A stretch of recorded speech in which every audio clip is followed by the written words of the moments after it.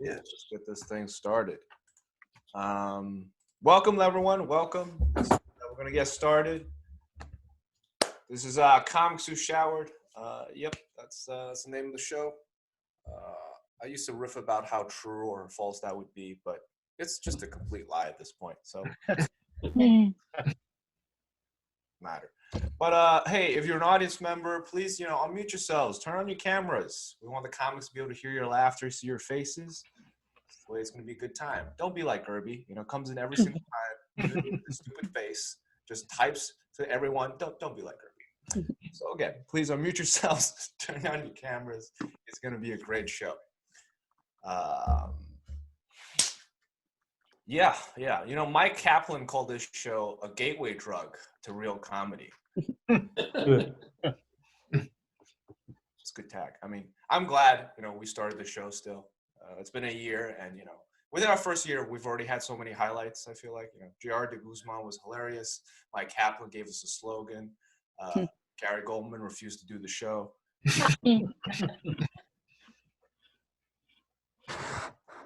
But it's gonna be a fun time. Yeah, let's warm this crowd up. Let's get it going. Hey, Ann, Mike, Yakun. No, just Ann, Mike, Louise. Feel free to turn on your cameras, unmute yourselves. Don't be shy. This is a comedy show, right? Don't need to be incognito. It's not Pornhub. There's a difference. Did you guys hear that the Mars rover Perseverance just went up to Mars? You guys hear that? Yeah. Mm-hmm. So apparently the last two, really excited about rovers.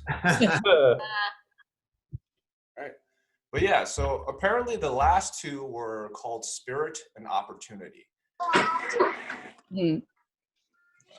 Like they keep naming these things after motivational posters. Like the next one's gonna be Love Love. Assume that it was.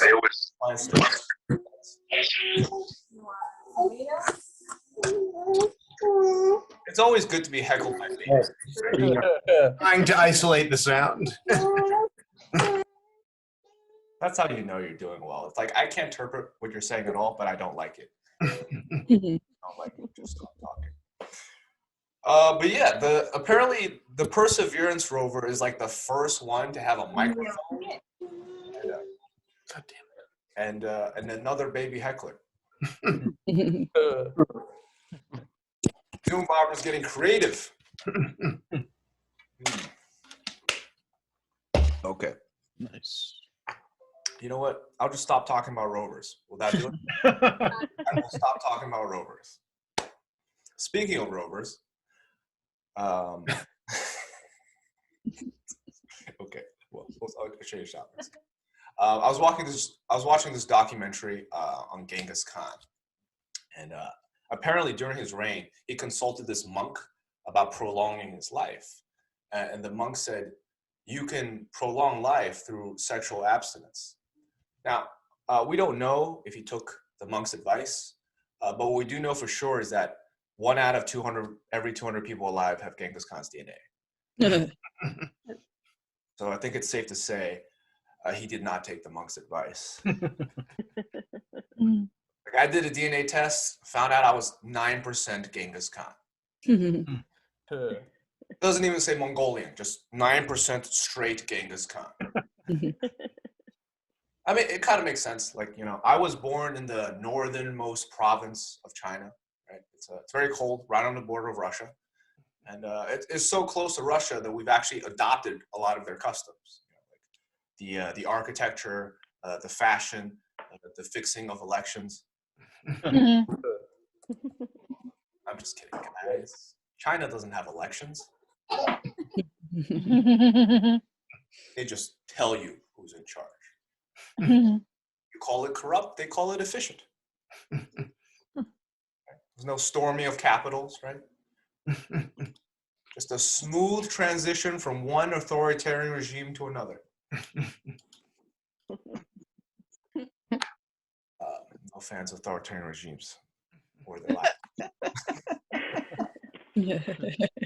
But I did just become a U.S. citizen, guys. I just became a U.S. citizen. Yeah. Woo. Thank you. Yeah, I became a citizen because China found out about my jokes. Did you know the application to become a citizen costs $725?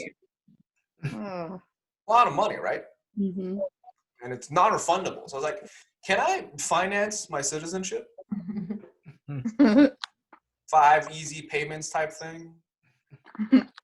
I'll take my rights in installments. Give me like 1 amendment per year. And then in like 15, you can let me vote. I'm just saying, I feel like there should be some sort of pandemic discount, right? Like, I am coming in at the end of this country. All right. Thank you to people that are laughing. All right. We're going to cut it short for me today. I want to get the show rolling. Yeah. Okay. Okay, that's fine. I mean, some people clap. Some people say silent. That's fine. Whatever. All right. Make some noise for your first comic, everyone. This guy is very funny. He has his own show, or rather his own mic on Thursdays at 7 p.m. Also a Flappers East Coast open mic on Mondays at 9. Put your hands together for Curt Seablom, everyone. Hey, thanks, guys. Yay. So nice to be here. So I was married before, and 2 years into my marriage, I walked in on my twin brother fucking my wife. Yeah, identical twin brother. All I could do is just yell, "Look at me go!" But those weren't my tattoos. Something was amiss, And people have asked me before, it's like, well, you guys are identical twins. How do you know she think he was you? Oh, that's easy. Because this isn't Scooby-Doo. One of the weirdest things about it is I moved into Texas with my wife at the time and my daughter to help him out. He was going through a divorce and he was unemployed. So basically, she cheated on me for a less successful me. I didn't know what to do with that, but I should have seen the flags, like sometimes when we were intimate and 2 different occasions, she just went, oh, Kurt's twin. Not supposed to go like that, but naturally I thought about revenge sex. I mean, like, all right, fine, I'll just bang one of her sisters. Problem is, she doesn't have any sisters. A lot of brothers though. But he's like, as you can imagine, I mean, it's not like that. I mean, it really changes you, like it affects you in different ways. Like, I can no longer like masturbate in front of the mirror. I can't do that anymore. I just see him, I certainly can't do it any less, but definitely not anymore. But I don't know. I mean, if there's any silver lining to my wife, banging my identical twin, at least the kids look like me. So there's silver lining there, Because honestly, I mean, I've always kept a very optimistic point of view, Like I've always been a glass half full, as long as my twin brother doesn't put his penis in it, kind of guy. Really. But like as things went on, I just started seeing flags again. Like going out all night. Not telling me where she's going.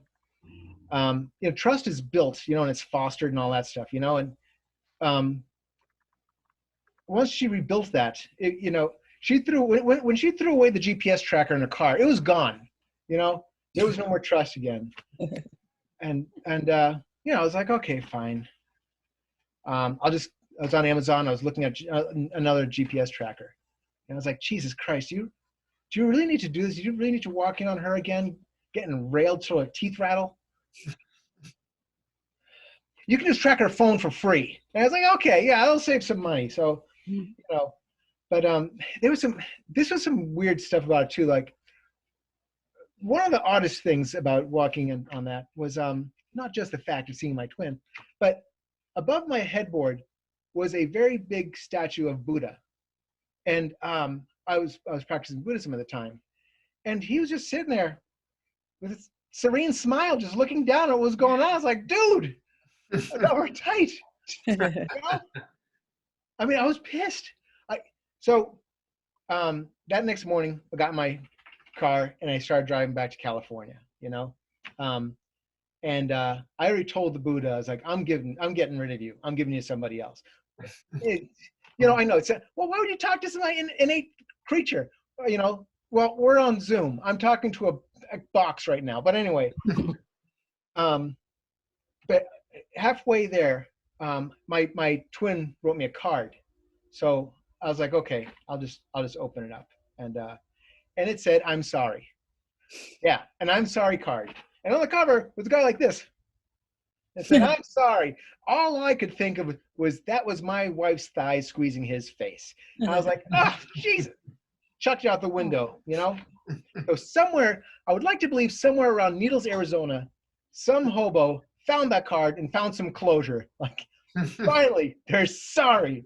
Pick himself up by his bootstraps or what have you. I don't know. Whatever they did. But yeah, so maybe I'm a little bitter after that, you know? Like, okay, this is something else that really bothers me about my twin. Another thing, because, you know, the other thing was still bad enough, but he'll call me every now and again, like maybe once a year, drunk off his ass. How do I know he's drunk? Because now he's got a Boston accent. He's got a Boston accent like I have a Boston accent. He said this, I swear to God, I'm getting my hair cut at the Baba. What? Get my hair cut at the Baba. It's like, what the fuck is a Baba? Where you get your hair cut? It's like, you're talking about a barber? You can't cherry pick your R's, you fucking nut. That's not how the accent works. I mean, it was like a middle school kid in Iowa trying to do Goodwill Hunting. It's terrible. Oh my God. But anyway, okay, so, you know, growing up in Boston, here's another thing that I can't help. When I moved to California in the mid-90s, I tried to get into California sports. You know, I tried to get into the Chargers, tried to get into the Padres, but I didn't have the history, you know? So I still love Boston sports. I can't help it. Most people from New England are like that. You know, we had 4 teams, Red Sox, Bruins, Celtics, and the Pats. And okay, when I saw Bill Nye and Neil deGrasse Tyson talking about Deflategate, and then they ended it with, go Seahawks. I was like, fuck those idiots. Those guys are morons. Yeah, sure. They both have science degrees. One is just a bachelor's, but still, you know, and the other, a prestige physicist. And I was like, that's enough to make me think he's a moron. Okay, I know that I look like Matt Damon fucks Mark Wahlberg, but, you know, there's so much bitterness about everything that I'm just not sure where else to go from here. But stand up. Anyway, you guys, thank you for having me. You guys are awesome. Love you guys, East Coast. I'm Curt Seablom. Have a great night. That's great. Yeah, the Boston accent is it's hard to mimic, I think. I was on an improv show where a Chicago sketch guy tried to do the Boston accent, but then he said he pronounced Worcester Worcester, and I was who had it until, but now everything's just broken down. Like, you can't go back. It's yeah. This is also a mostly Boston crowd, which is why, you know, just letting you know. So they know what's wrong with getting your hair cut at a Baba. That sounds like a baby talking. That's what it sounds like. The same baby that's been heckling me the whole time. Why did it take you so long to find like a baby? It's like, it's the lowest level of humor. All right, let's keep the show rolling, everyone. I'm going to bring up your next comic. She's very funny. You might have seen her on the Plano Comedy Festival. Put your hands together for Rebecca Kaplan, everyone. Thank you, Peter. I'm going to be completely honest with you guys. There was this like open mic with like where a guy like would hand out edibles after like the thing, and a little over a year ago, he gave me this little candy, and he promised me that there's no marijuana in it. So I just found it in my bag like a little bit ago, and I was like, this candy like is a year old. and it has a drug in it that I don't know what it is, but I think anyway, I might be a tiny bit high right now. That's what I'm trying to say. I'm so sorry. It turns out that people that stand around open mics handing out edibles aren't the most reliable people. Who knew? But so yeah, I apologize if I at some point think that any one of you is like a giant spider. I'm just kidding. That's not. Anyway, I don't know. There's I don't know. I found out there's like a spider in my basement. Would one of you please marry me and take care of it? Please, I'm very scared. Did you guys know that like ants actually, like when an ant dies, it emits a pheromone that tells all its ant friends that it died so that they can come get them and eat their body? It's true. If you guys don't want to sleep at night, this is a real thing. You can read a Wikipedia article about it called necrophoresis. Also, just a heads up, if you're afraid of ants, don't read a lot of ant facts late at night. It's bad. I don't know. I'm not saying that I'm privileged, you guys, but I can name about 20 different types of lettuce. I don't know. Does anybody think that they can stump me and like name a type of lettuce that I'm not familiar with? Like Stephanie, can you name a type of lettuce? Boston Can you name bib. any lettuces? What? Boston bib. Okay, there we go. Are you from Boston? Yes. Okay. Are you like proud? Is that the best thing that Boston has to offer? Like probably. Yeah. Okay. Forget the Tea Party. It's just get this sweet, sweet lettuce. Amazing. I don't know. I'm from Brooklyn, not Boston. But I don't know. It's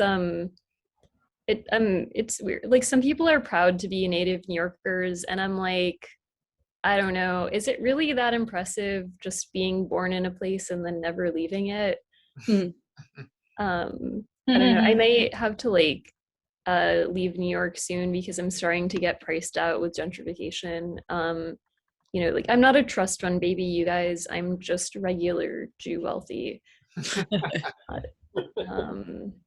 don't know. I like I don't know. I think that like there's been a lot of anti-Semitism in the news like lately, like ever since like Trump got elected, and that really scares me because like traditionally when things get bad, there have always been the Jews that try to escape oppression and find a better life for themselves. And then there are the cozy Jews who like stay and die. And deep down, I just know that I'm one of the cozy Jews. You know, like I'm vegan. I can't really picture myself living as a refugee. You know, I'd be like, yeah, I know we're technically starving, but do you have any alternative milks? I'd prefer hemp if you have it, but I'll take soy in a pinch. I don't want to be picky. Some people asked me recently, like, what non-dairy milk I recommended drinking, and I was like, you just made a really big mistake if you didn't want to hear about that for an hour. Like, buckle up. You just it's my favorite I don't know. It's okay. I do like, I mean, you know, vegans get a bad rap. I do have like you know, a friend was like looking through my photos like once, and she was like, Rebecca, you stopped smiling in pictures when you were 7. What happened? And I was like, oh yeah, that was when I became a vegetarian. You know, that was kind of like the year I decided to give up joy in favor of judging other people. I don't know. I was also like, I was reading a Glee Where Are They Now article recently, and it turns out most of the cast is dead. They're just dead, you guys. Like it literally went through name by name. Like, oh, Mark Salling after Glee, he's a pedophile and now he's dead. I don't know. It's weird. That's fine. I don't know. Are any of you like from the Bay Area? Yes. Yeah.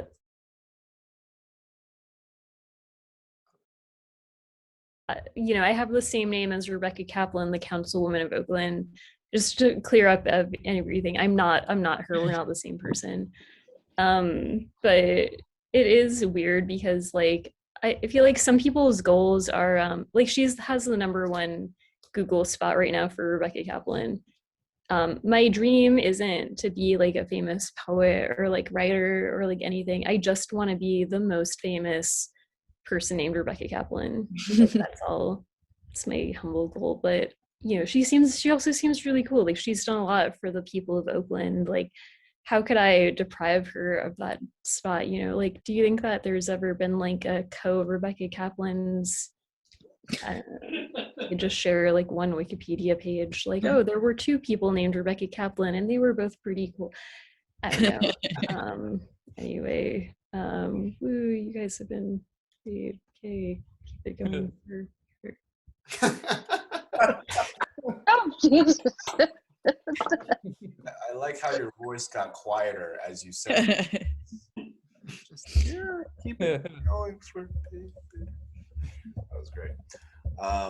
Yeah, sounds like you had a similar name twin situation as Curt there. Curt, have you wondered if your bad karma is because you're making fun of Buddha? I think it started there.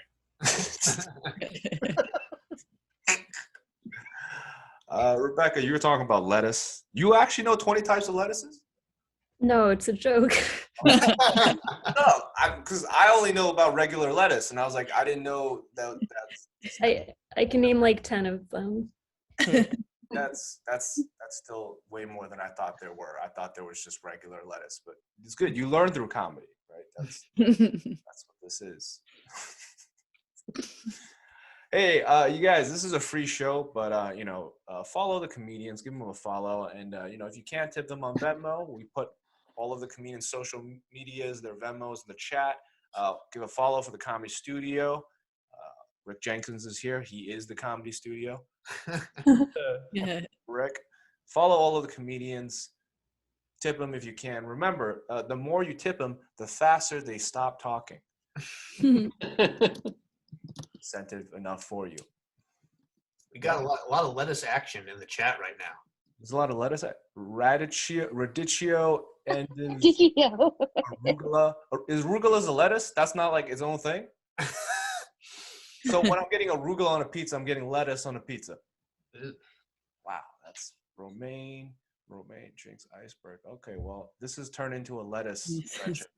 I'm glad that's butter. Butter is not a lettuce, Rachel. It's butter lettuce. You never had butter lettuce? Yeah. That's not when you put butter on lettuce? No. No. You guys are just all doing food wrong, okay? All of you. This is ridiculous. Okay. I picked lettuce as a bib, and now I'm a little bit... Didn't know Boston Bib had 2 B's. It's not bib, it's bibaba. That's just... I'm picturing it's 3 B's. Yeah. Okay, you know what? There are too many consonants in your last name. Yeah, not that this lettuce talk isn't fascinating, but we should get on with the comedy show. Hey everyone, let's get some energy in this room. I'm happy to bring your next comic. There you go. Yeah. Make some noise for Tony Zavala, everyone. Yay. Nice. Thank you. It's good to be here in Boston, where we all are, obviously. I grew up in Los Angeles, and I live in San Francisco now. And most of my jokes are about those 2 places. So does anybody here live in those places? No? No.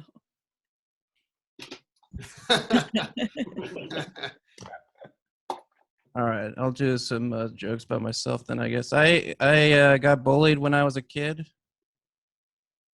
Yeah, I can see you guys are like, oh, sure, that makes sense. I can see that. Of course. But I got bullied as a kid because my mom is gay, right? So it wasn't even my fault at all. It was kind of all her fault, really, if you think about it. Because I grew up in a neighborhood with this not that progressive group of people known as fifth graders. And they bullied me, if you can believe it, about my gay mom. So I'm not exactly proud of this, but when I was a kid, I was a little bit embarrassed of my mom, just because she was sleeping with a woman. But then I got older and wiser, and then I was just jealous. I was like, what? Mom is crushing it right now. She got a girlfriend before I did. She's a pretty cool lady. I'm a good guy now, I'm not homophobic or whatever. I donate clothes to the Goodwill. But whenever I donate my clothes, I like to drive like 200-300 miles away from my house. I just want to be as far away as possible in another state, if at all possible. Because I don't want to donate at my local Goodwill because I don't want to see somebody walking around my neighborhood wearing my clothes. And I guess it's kind of like, because I think of my old clothes the way I think of my ex-girlfriends.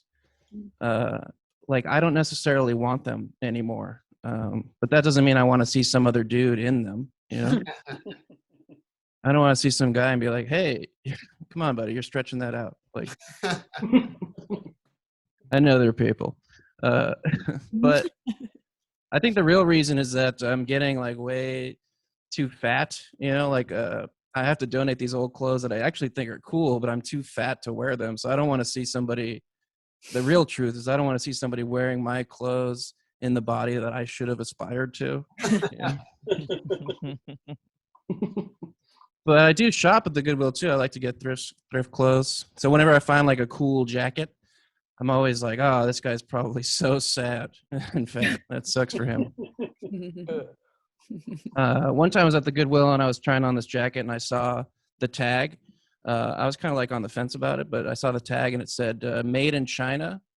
But then in parentheses, it said by adults. Which I thought was like kind of unnecessary. It was like kind of crazy, because I was pretty impressed with the jacket before I found out that it wasn't made by children.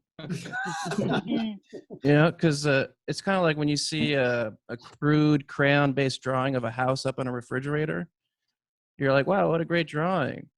But then if you find out an adult made it, you're like, wait, what? There's something wrong with that person. I do like that you can't really criticize whatever kids make, though. So next time somebody's complaining about their iPhone not taking enough pictures or whatever, I'll be like, come on, buddy. A kid made that. Like, a little. One thing I've been doing in the quarantine to pass the time is I watched a documentary on the Golden State Killer, a California-based killer, if you don't know. Mm-hmm.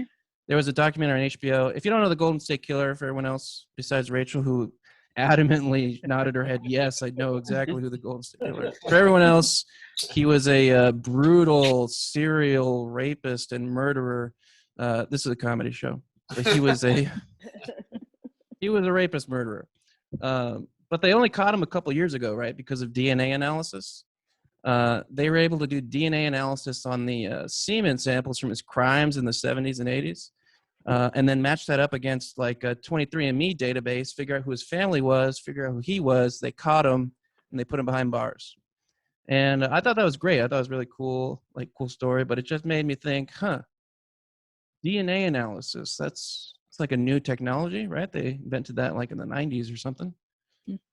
So if the police in the 70s had no idea what DNA analysis even was, why were they just like collecting all that semen? What was their plan? Were they just going to do like a visual comparison? Like, it's not sticky enough. Maybe it was just one visionary guy, right? Just scooping it into a vial, being like, you guys will see. One day you're going to want this. And there, everybody, all the other cops are just like, there goes Johnson again, But you better believe when DNA analysis was invented, that guy was bragging, right? Like they go into his office, the walls are just covered with vials of semen, and he's like, well, well, well. Look who came crawling back for some semen. What did I tell you guys? You're going to want that stuff. And the other cops are like, yep, good job, Johnson. Thank you for doing that. Now we can do DNA analysis. And Johnson's just like, right. Yes. E and A, right. That's why I did that. Yes. All right. I do have a girlfriend now. I think it's good. It's a little, I think I want to stay with her because we're in love or whatever, but also just like, like it's hard to get a girlfriend. I think it's hard. Like I remember in college, I had a crush on this girl, right? And we were both at a party and we're out in the balcony and she's smoking and I'm trying to like, talk to her and stuff. And then just out of nowhere, she takes a drag of her cigarette and she's like, you know what I think is the most beautiful word in the English language? And, I'm no wordsmith, so I'm thinking, I don't know, like flower or anti-disestablishmentarianism. I don't know. Like, what's the... And she says, I think the most beautiful word is pussy. Just listen to how that rolls off the tongue. Pussy. What a beautiful word. Pussy. She just looked at me in the face and said pussy like 8 or 9 times, which honestly has happened to me before. But usually that person is more like frowny. So she's just saying pussy over and over, and I have a crush on her, and I'm thinking like, is this like an offer? Is this like when the guy at the ballpark's like peanuts? And I just be like, I'll take 2. So I was like, I got to make a move. I got to do something. So I said to her, yeah, pussy, that's a beautiful word. I love that word. Don't get me wrong. One of my favorite words. But you know what I think is an even more beautiful word? Personality. And we did not have sex that evening. She just looked at me, said pussy one more time, and then walked away. All right, that'll do it for me. Thank you very much. I'm Tony Zavala. Thank you. Yeah. Give it up, Tony. That was awesome. Give a follow on social media. The woman who wrote the book about the Golden State Killer, that docuseries is based off of what... Well, this is such a long sentence, Rachel. That was a good documentary, though, right? Yes. Yeah. But no, she was married to Patton Oswalt, so it is related to comedy. Yeah, it just all comes Oh my God, I read full about circle. Michelle McNamara. Mm-hmm. She like died in her sleep. Yeah. Put a little happy ending on that. Yeah. Documentaries and types of lettuces. That's why you're here. Yeah. Everyone learns something new. Yeah. Okay. Cool. You guys look like some of you are having fun. What happened to Jules? Jules left? She didn't like your comment about my sentence length. That's definitely what it has to be. I can't imagine it could be anything else. The punctuation is impeccable on this, though, Rachel. Applaud you. Yeah, It's my lack of attention span, I see a Rachel. flash. Not the length of the sentence at all. Okay. All right. I'm going to bring up your next comic, guys. This guy, I'm very happy he's here. From DC by way of Richmond, Virginia. Difference there? Okay. Check out his special on YouTube, Grieving Productively. Put your hands together for Winston Hodges, everyone. Yeah. Yay! Exciting to find out the host of the show doesn't know the difference between the nation's capital and Virginia's capital. That's a good sign. I was a big fan of that. Just like, oh, it's not the same fucking thing. Who gives a shit? All right, let's go. Oh, man, this is exciting to be here. We're going to tell some jokes. I'm glad to be. I am from the South originally. This is the type of place that I'm from the part of the South where, like, we have a bunch of down-home country sayings, you know what I'm saying? Like learn English and get the fuck out of our country. Anyone know that one? Is that just a Southern thing? I'm just kidding. It's Boston. You definitely know it. Dude, it's crazy because it's like I've never understood that phrasing. Like that saying has never made sense to me because it's always bigots that say it. All right, all these people that say they're patriots. That doesn't make sense because it's like I think moving to a foreign country and not learning the native language is the most American thing you can do. I think, yeah, that's a fucking all the American patriot right there, baby. Because I don't know about y'all. I could move to France tomorrow. I will not learn French. I will exclusively eat fries, and I will celebrate the 4th of July. All right, that's the type of guy that I am. All right, I'm a fun expat. All right, we're having a good. I don't know. I just think if you're like a bigot and you see someone that doesn't speak English, you shouldn't yell, "Get the fuck out of their country." You should just yell, "That's the spirit, USA." USA, you're doing great because it's USA. All right. Next thing. Yeah, I don't know, man. I'm Facebook friends with a lot of witches. Yeah, a lot of Wiccans. I don't know how many witches is too many witches to be Facebook friends with. But for me, 13 does feel like a shitload of witches. That feels like a lot of witches. Yeah. 13 witches is technically a baker's coven. That's what they like to go as. It's pretty fun. All my friends came out as witches like right after that Sabrina thing came out because that's like their fucking Passion of the Christ or whatever. And yeah, they're like representation. And I talked about it once on stage, and I had a guy in the audience stand up and be like, excuse me, my ex-wife was a witch. And I had to be like, oh my God, did you guys get divorced because she was a witch? And he just slammed his hand on the table and said, no, we got divorced because of my drinking. Which I don't know if you guys have any idea how much you have to drink to make witchcraft the second biggest problem in your marriage. That is a great deal of alcohol. All right. It's a lot of times. I try to run jokes that I write by people in the community so they're not offensive. So I was talking to this witch person that I know, and I ran that joke by them. And they were like, fuck you. I can't believe you would ever say that. And I was like, fuck you. I can't believe you're screaming at me in a hot topic. That feels pretty inappropriate. Can I actually speak to your manager? And then just the biggest witch of all time came out. I'm like, oh my God, the queen. So good to be here.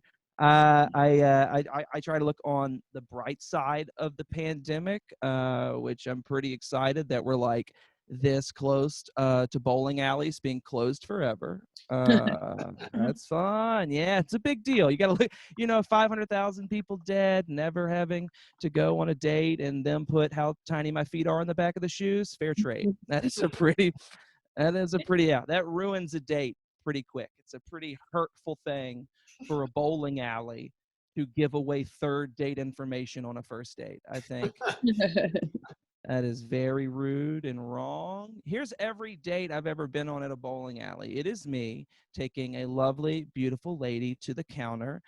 She goes, I will have a size 6. And I go, I will have what she's having. So if you want to go ahead and slide those across the counter. Oh, fun. Thank you for underlining it. I would hate for someone to confuse this for a 9. That would just ruin the date, right? If I had giant size 9 feet, that would be crazy if you thought that. Then I got to slide him a 20 so he drops the bumpers down because it is our anniversary and I am breaking 100. All right. It's what you have to do on date nights. I used to teach. I was teaching as recently as this past fall. And when I quit, I gave my 2 weeks notice. And I think it's amazing that in America, teachers are allowed to give a 2 weeks notice because we are not the type of people that should be trusted around children 2 weeks after we've given up. Yeah, and we have a lot of power. It's crazy. When I gave my 2 weeks notice, I went from having no power to just being like, I'm going to see how many minds I can unmold over the course of 10 business days. How many think we can do? 15? Maybe. Let's see if I'm really feeling that go-getter attitude. Yeah, dude, I wasn't tied to an IEP or a lesson plan or the district. It was literally 2 straight weeks where I finally got to teach what I wanted to teach. And I was a history teacher in Richmond, Virginia. So for once, I got to teach what I wanted to teach, baby. One of my students came in and was like, Mr. Hodges, what are we going to learn how to do today? And I was like, put your mask on, bitch, because we're learning how to throw tear gas back at the cops. So let's hop in the bus and let's go. Hell yeah. Antifa, let's do it, man. And then one of my other students was like, but I'm a Republican. I'm like, well, you can try to put the statues back up. I don't really care what you do. Just don't get in my way. All right? Don't do it.